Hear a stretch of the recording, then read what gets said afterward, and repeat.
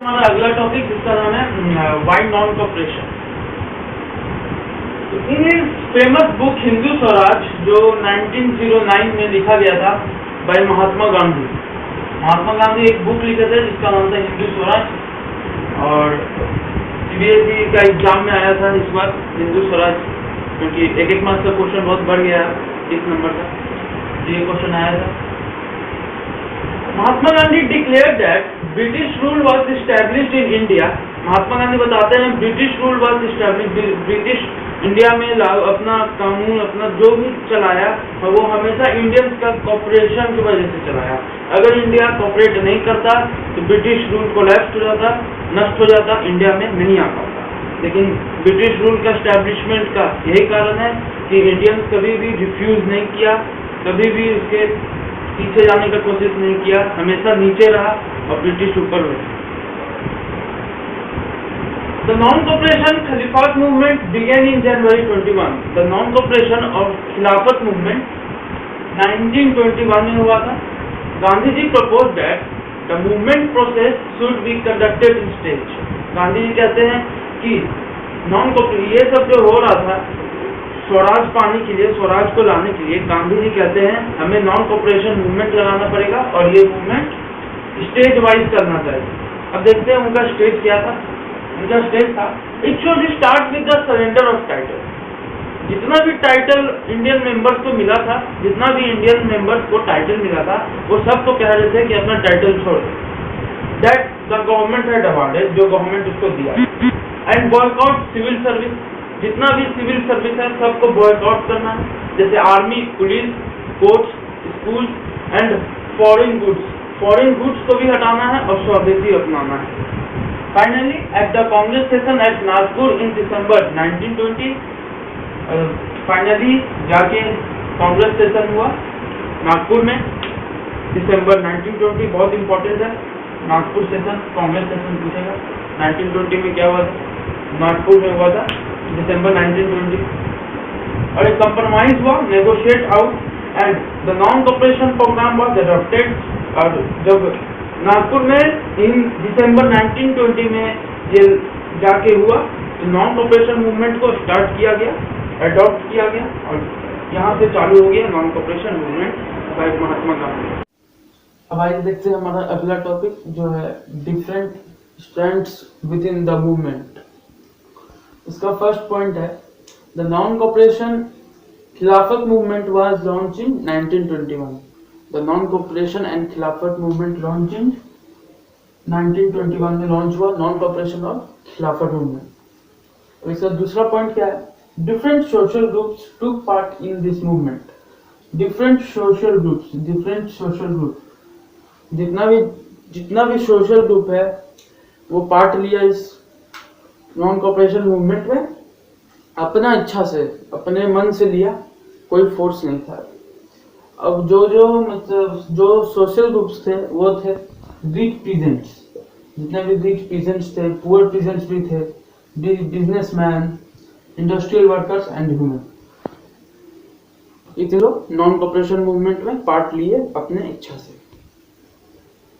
अब आइए देखते हैं कि different standards with in the movement town में कैसे हुआ। और ये topic movement in the towns, जो नॉन कॉपरेशन मूवमेंट हुआ वो टाउन में कैसे हुआ। तो the movement involve the middle class participation in the cities. जो मूवमेंट है वो इन्वॉल्व किया मिडिल क्लास पीपल को, खाली मिडिल क्लास पीपल को इन्वॉल्व हुआ।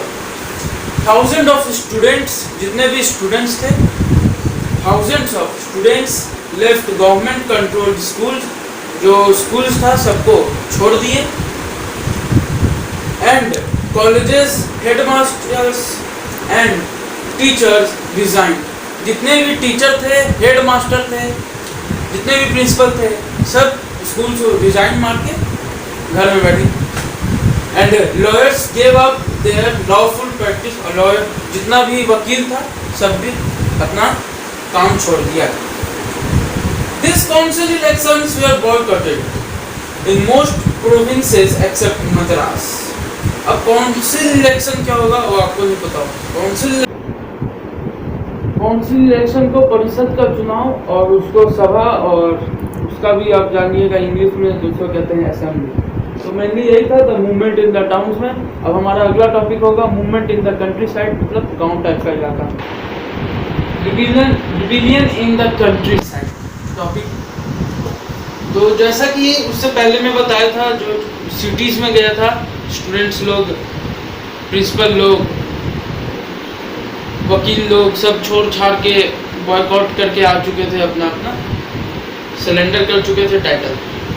तो अब ये चीज़ जो है कंट्री साइड, सिटी से कंट्री साइड में आ गया।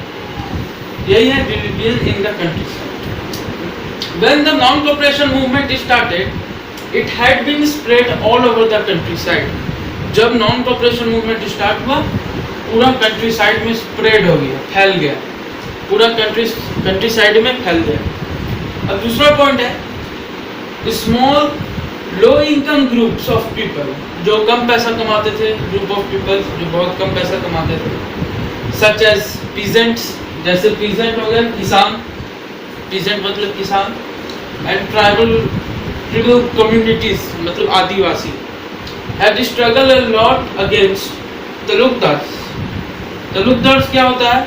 जब ब्रिटिश के समय में वो एक आदमी को उठाते हैं और बोलते हैं कि तुम्हें पूरा रेंट कलेक्ट करना है इस एरिया में, एक एरिया उसका बांध देते हैं और बोलते हैं इस एरिया से तुम्हें पूरा रेंट कलेक्ट करना है, उसको कहते हैं तलुकदार्स। और लैंडलॉर्ड्स मतलब जानते ही हैं, जमींदार।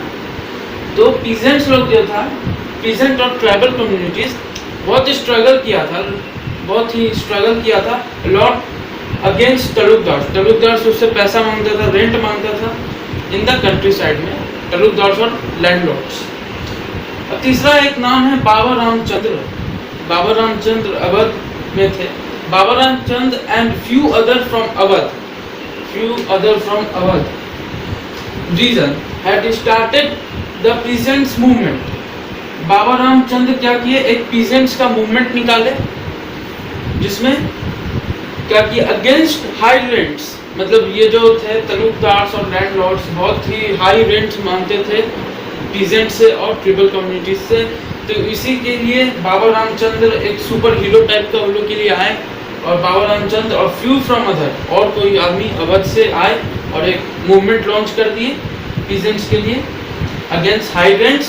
पैसा हाई रेंट्स कलेक्ट करता था तलुकदार और लैंडलॉर्ड्स। ये फोर्थ पॉइंट, लास्ट पॉइंट है। For the tribal community Mahatma Gandhi had fought. आदिवासियों के लिए महात्मा गांधी लड़े, क्योंकि आदिवासियों को as tribal people were not allowed to enter in the forest, क्योंकि आदिवासी लोगों को फॉरेस्ट में घुसना अलाउ नहीं था, फॉरेस्ट में जाना अलाउ नहीं था। तो अब वो लोग फॉरेस्ट में जाके क्या करते थे? ग्रेजिंग द कैटल, जिनके पास गाय है, जिनके पास बकरी है, वो लोग क्या छोड़ देते थे, वो लोग अपना घास खाते रहते थे। इसका मतलब होता है ग्रेजिंग द कैटल। और collecting fruits and vegetables, collecting fruits and vegetables, फल के लिए और वेजिटेबल्स लेने के लिए फॉरेस्ट में जाते थे, लेकिन ब्रिटिश मना कर दिए थे, और इसके लिए महात्मा गांधी जो है वो लड़े थे आदिवासी के लिए। तो यहाँ पे हमारा ribbon in the country side खत्म होता है। और अगर आपको ये मैं आपको 4 टॉपिक क्लियर कर दिया हूँ, बने रहिए अगले पार्ट में। पसंद आया, ये वीडियो पसंद आया तो प्लीज़ लाइक, सब्सक्राइब और कमेंट करें। Thank you.